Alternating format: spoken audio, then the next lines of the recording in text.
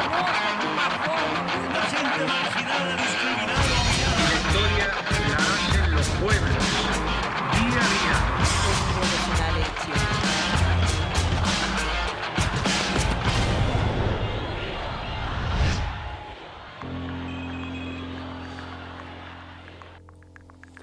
G20. Tal vez el modo de China, aunque también de Rusia, de decirle al mundo, tenemos vigor, tenemos una presencia planetaria apreciable y creciente. ¿Qué rol juega Estados Unidos? ¿Qué rol juega la OTAN? ¿Cómo queda América Latina en ese marco? Tenemos a el principal especialista en China aquí en el estudio y un conocedor de la política internacional, por eso lo hemos invitado. Gustavo Girado, ¿cómo estás? ¿Qué tal? ¿Cómo estás, Gabriel? Bienvenido nuevamente a la Hora de los Pueblos. Muchas gracias por invitarme. A ver, en principio, el lugar de realización, la seda, ¿qué significa haber puesto el encuentro justamente en esa ciudad? En Hangzhou. Bueno, la verdad me hace pensar en el pavo real, ¿no? Cuando se despliega. Estos somos. Sí, despliegan la cola, porque es un lugar muy bello y lo han preparado los efectos. Pero básicamente lo han hecho así casi todas las sedes, todos los anfitriones del G20, el año pasado en Turquía, cuando pasó en Londres, en Estados Unidos. Todas las sedes hicieron un gran despliegue para mostrarse al mundo porque, a ver, en definitiva termina yendo casi el 80% del Producto Bruto Interno Mundial a esa reunión anual. Claro. Mediáticamente quedan como los 20 países más importantes del mundo. Yo relativizaría eso. En términos relativos, es una gran cantidad de población. Hay mucha expresión en esa juntada que se hace en esa ciudad, en donde sea la sede. Pero claramente más la importancia política, digamos, que en los hechos concretos. Claro. Que hay una divergencia de opiniones importante y no hay nunca una agenda común. También de volumen, ¿no? Y De los PBI sí. muy diferenciado entre unos y otros. Y los intereses también no convergen para nada.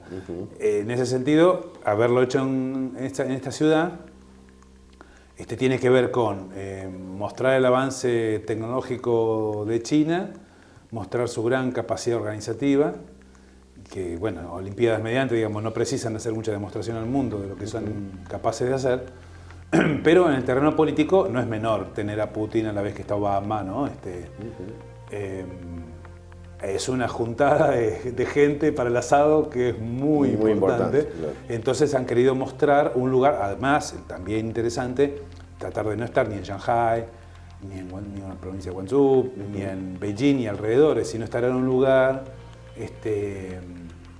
que es importante, simbólicamente importante, pero que no tiene, es como cuando Argentina hizo en el 2005 la cumbre Mar del Plata, digamos. Claro. Es un lugar hermoso y bellísimo que queremos mostrar y decidimos hacerlo ahí por muchos motivos, pero entre otros era no estar justamente en Buenos Aires como ya habitual, está, claro. ya está instalado, digamos, como habitualmente se hace. Arranca Xi Jinping señalando tiene que haber un nuevo equilibrio, ¿no? en las relaciones internacionales, y creo que señaló se ha terminado el esquema de ordenamiento tipo Guerra Fría.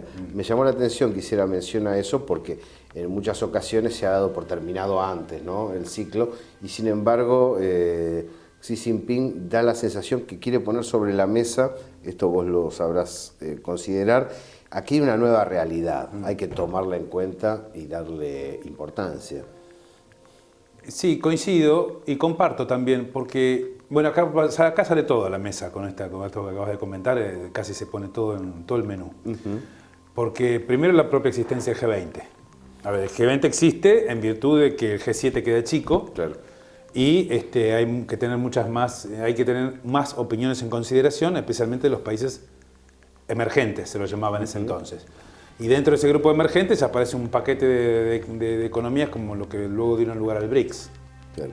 Ahora, el BRICS en ese momento estaban entonados, tenían una emergencia internacional importante por la presencia de China, la India, creciendo aceleradamente, y Brasil también reduciendo la pobreza con Lula primero y Dilma después en forma muy importante, con Indonesia haciendo lo mismo. Entonces, pero básicamente los BRICS estaban creciendo a toda velocidad. Entonces ahí, bueno, viene el G20, pero el G20 también instruye una idea que justamente la OTAN es importante, pero ya ocupa un rol secundario, ya no es el preeminente ariete, digamos, de las fuerzas del hemisferio norte occidental, porque no son los mismos enemigos de antes los que teníamos.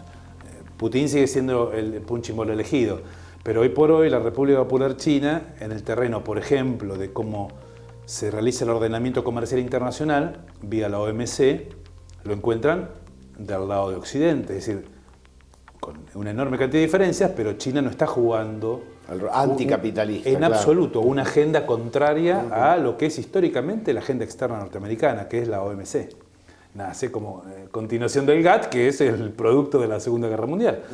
Esas instituciones, es decir, China del 2001 es miembro del Club Global, es miembro de la OMC, entonces no está en contra de ella y ha hecho muchas afirmaciones en cuanto apoya la agenda de Doha, de la ronda todavía inacabada del comercio.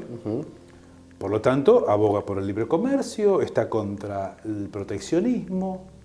Digo, va en una línea casi inusual, pero bueno, es necesario ponerlo en el papel. Por eso no me extraña, y ahí viene tu comentario, que se la pase ratificando, se exprese nuevamente el hecho que la Guerra Fría ya acabó. Bueno, es que para muchos todavía es necesario decirlo. Entre ellos para la República Popular China. ¿Por qué? Su involucramiento fue más, si bien indirecto, por decirlo así. El tema era con la cortina de hierro y no tanto con los amarillos. Hay una histórica rivalidad, digamos, que viene con la época de Mao y que necesitan reafirmar el hecho que son parte y quieren formar parte del nuevo ordenamiento global y que los tienen que tener en consideración. Ahora, en términos económicos, da la sensación, por ahí es una impresión demasiado superficial, pero da la impresión que si tomamos el indicador chino va así y el indicador norteamericano no está tan claro, ¿no? Es decir, en otro momento era muy nítido que Estados Unidos era el gran motor de la economía mundial.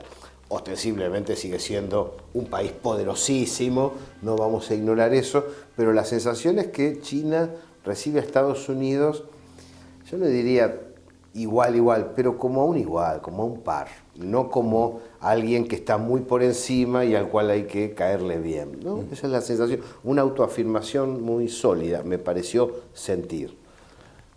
Sí, pero justamente aquellos que necesitan reafirmar permanentemente su lugar pueden estar mostrando esa debilidad, digamos, por la necesidad de reafirmarla. Y no queriendo decir con esto que es débil, sino por el contrario, que está encontrando un lugar. Es un camino. Es un camino, exactamente, muy bien lo decís. Estados Unidos es la superpotencia por excelencia en el terreno tecnológico, político, militar, y su moneda sigue siendo hegemónica. Punto. Digo, ahí tenés 5 variables que siguen dándote un lugar. Ahora, bueno, medido en términos de paridad de poder de compra, la economía china desde el año pasado es la más grande del mundo. Medido en términos de dólares nominales, dólares corrientes, la economía norteamericana es aún bastante más grande que la china.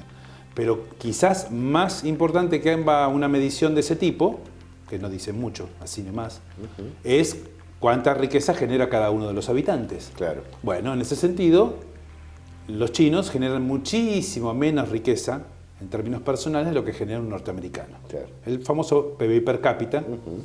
Entonces el territorio por recorrer para los chinos en esta tendencia es que aunque China supere aún por largo a los Estados Unidos, por habitante la cantidad de riqueza por generar va a estar a mucha distancia de la que están en condiciones de acaparar cada norteamericano como individuo por año. Y luego está el tema de la distribución, porque claramente generar mucha riqueza anualmente lo que importa es cómo se distribuye.